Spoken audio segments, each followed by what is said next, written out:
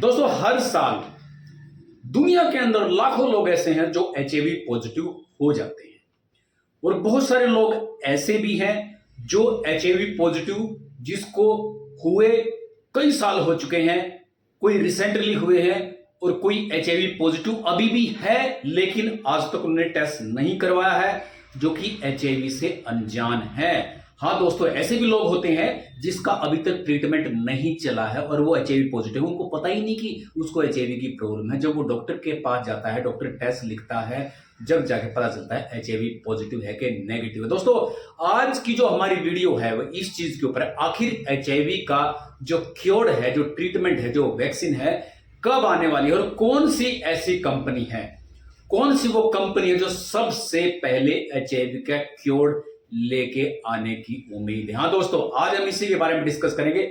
सबसे पहले मैं एचआईवी के बारे में थोड़ी सी आपको डिटेल बताना चाहूंगा कि एचआईवी है क्या और एचआईवी में ट्रीटमेंट, क्योर, फंक्शनल क्योर, ये क्या चीज होती है और वैक्सीन किसके काम आती है। देखो, सबसे पहले मैं आपको बताना चाहूंगा कि जो एचआईवी होता है, मान लो कि कोई ऐसा इंसान है जिसको अभी तक एचआईवी पॉजिटिव नहीं है, एचआईवी नेगेटिव है, नॉर्मल इंसान है, तो वैक्सीन मान लो एचआईवी आ जाती है तो वो उस इंसान के लिए होती है जिसके अंदर अभी एचआईवी नेगेटिव है और वो किसी के मान लो संपर्क में आ जाता है जिसको एचआईवी पॉजिटिव है। मान लो कि उसके साथ वो अनप्रोटेक्टेड तरीके से यौन संबंध बना लेता है, उसका एक्सपोजर हो जाता है उसके साथ जो एचआईवी पॉजिटिव है।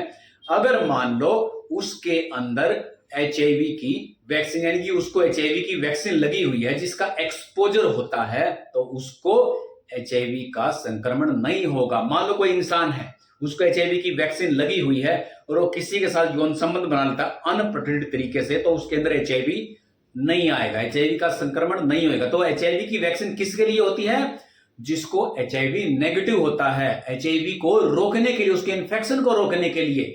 अच्छा, अब मैं आपको बताऊंगा ट्रीटमेंट क्या चीज होता है। ट्रीटमेंट देखो, ट्रीटमेंट जब एचआईवी पॉजिटिव किसी को आ जाता है तो आज के दिन क्या है, एआरटी, एंटी रेट्रोवायरल थेरेपी चली हुई है। ठीक है, वो देते कैसे हैं? स्टेज के हिसाब से। काफी सारी दवाइयां होती हैं एआरटी की, 25 प्लस दवाइयां हैं, according to stage, according to viral load ये दवाइयां दी जाती हैं। इसकी शुरुआत कैसे होती है? मान लो एचआईवी पॉजिटिव आया था, पॉजिटिव आने के बाद आप डॉक्टर के पास जाते हैं, डॉक्टर के पास जाते हैं तो डॉक्टर दोबारा फिर कंफर्म करने के लिए टेस्ट लिखता है।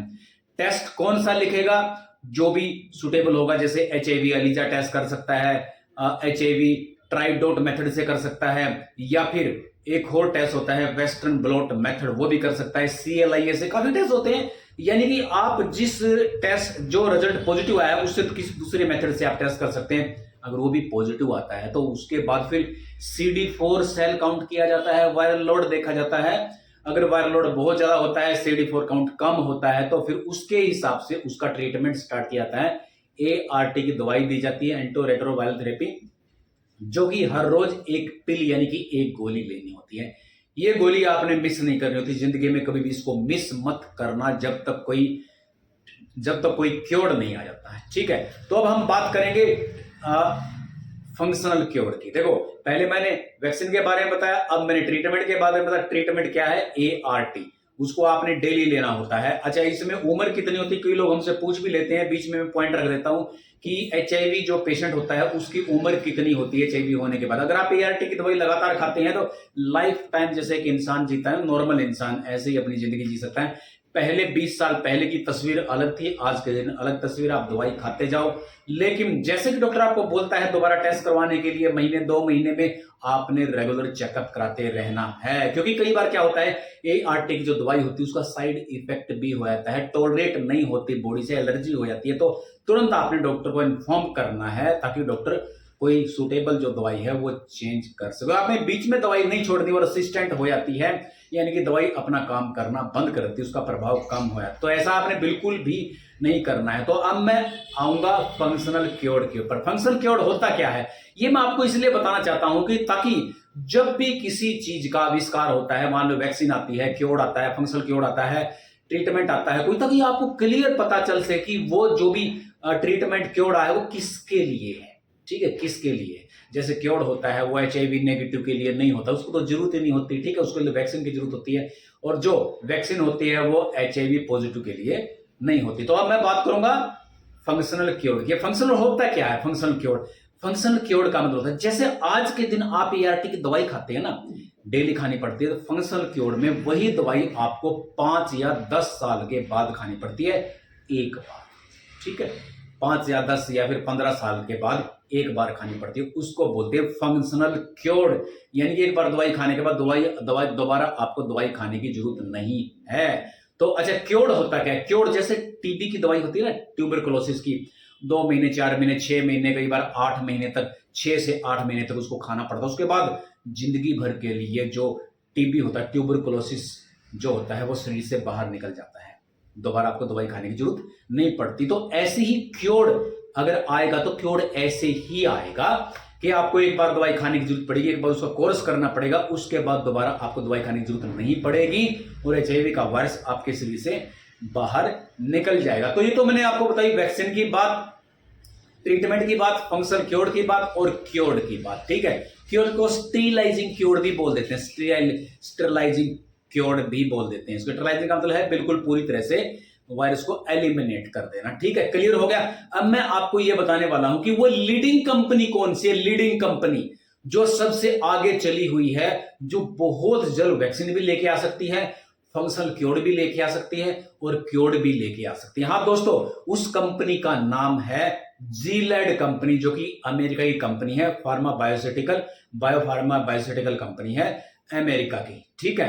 तो इसने अभी कुछ एक दिन पहले की बात है जब इसने एक इंजेक्शन निकाला था जिसका नाम है लेनाकैपाविर। इसके ऊपर मैंने वीडियो भी बनाई थी। लेनाकैपाविर सनलेनिका के नाम से मार्केट में इसने इसकी नई ड्रग्स यानी कि नया इंजेक्शन उतारा था, जो कि 6 महीने में एक बार इंजेक्शन लगेगा, साल में 2 बार। अगर इसके ऊपर बहुत ज्यादा इंप्रूवमेंट होता है, वैसे तो रिसर्च चली हुई है, तो आगे ये फंक्शनल क्योर्ड भी बन सकता है और यही क्योर्ड बन सकता है, इसी के बेस के ऊपर वैक्सीन भी बन सकती है। तो दोस्तों देखो, इस कंपनी की अगर हम बात करें ना, इस कंपनी ने सबसे पहले HIV की दवाई बनाई थी। इस कंपनी सबसे पहले जैसे त्रुवेदा के नाम से इस कंपनी ने सबसे पहले HIV की दवाई बनाई थी, क्योंकि ये लीडर कंपनी है, लीडर कंपनी, ग्लोबल दुनिया के अंदर बहुत बड़ी कंपनी है और HIV की दवाई सबसे पहले यही कंपनी बनाती है या फिर इस कंपनी ने बनाई है। इस कंपनी ने पहले बहुत सारी वैक्सीन बनाई है, हेपेटाइटिस B की बनाई, हेपेटाइटिस C की बनाई, कैंसर की दवाइयां ये बनाती, कोविड-19 की वैक्सीन भी इसने बनाई। इसके अलावा और बहुत सारी दवाइयां हैं, ड्रग्स हैं, 25+ या भी इससे भी ज्यादा हो सकती हैं दवाइयां आज तक इस कंपनी ने बनाई है। तो आप इससे अंदाजा लगा सकते हैं कि इस कंपनी का दुनिया के अंदर कितना बड़ा नाम है। और इसी कंपनी ने जो लेनाकैपाविर की दवाई जो बनाई है, देखो ये एक इंसान को दी गई थी, वो महिला पुरुष जो भी ट्रांसजेंडर कुछ CIS महिला थी। वो CIS का मतलब कुछ ऐसा होता है जैसे कि दिखने में पुरुष होता है, अंदर से महिला होती है, या फिर अंदर से पुरुष बाहर से, कुछ ऐसा होता है, CIS वुमेन जिसको बोलते हैं। अच्छा, उसको दी गई थी, तो जब उसका चेकअप किया गया ना, चेकअप करने के बाद पता चला कि उसकी जो एफिशिएंसी यानी कि एक्यूरेसी 100% थी। उसकी जो लेनाकैपाविर ना, उसकी एफिशिएंसी 100% थी, यानी कि वायरस लगभग बिल्कुल 0 पे, यानी कि बिल्कुल सप्रेस कर दिया था। अब वो एलिमिनेट हुआ, कैसे उसका करने का तरीका है, कितनी देर और देनी पड़ेगी, तो इसके ऊपर तो अभी लंबी चौड़ी रिसर्च होनी बाकी है। लेकिन जो लेनाकैपाविर है बिल्कुल 100% वो सुटेबल पाई गई थी। तो दोस्तों अगर आपको ये वीडियो अच्छी लगी, तो इस वीडियो को लाइक करो, शेयर करो, सब्सक्राइब करो। तो फिर मिलेंगे आपसे किसी अच्छी सी वीडियो। तब तक के लिए धन्यवाद।